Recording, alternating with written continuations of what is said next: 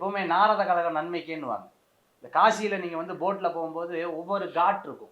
அந்த காட்டில் போகும்போது அந்த போட் ஓட்டுறவர் சொல்லுவார், சார் இந்த காட்டில் மட்டும் தொட்டு தெளிச்சிடாதீங்க, போட்டை விட்டு இறங்குறதுக்குள்ளே சண்டை வந்துடும் புருஷன் பொண்டாட்டிக்குன்னுவாங்க. என்ன அது நாரத காட்டுன்னு பேர்.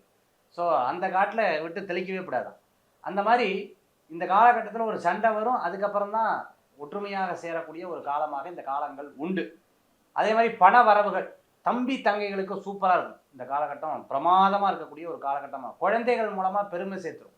குழந்தைகள் மூலமாக பெருமை சேர்க்கக்கூடிய ஒரு காலகட்டமாக இருக்கும். உடம்பு ஆரோக்கியத்தில் கவனமாக இருக்கணும். நம்மளுக்கே ஒரு கவலை இருக்கும் பாருங்கள், நேற்று தலைவலி, இன்னைக்கு கழுத்து வலி, நாளைக்கு முதுகு வலி, திருப்பி நாளை மறுநாள் முட்டு வலி, இப்படி டெய்லி ஒரு வழி சொல்லிட்டு இருந்தால் நமக்கே ஒரு ஒரு சங்கூச்சமாக இருக்கும். அந்த மாதிரி ஒரு ஃபீல் பண்ணுவாங்க.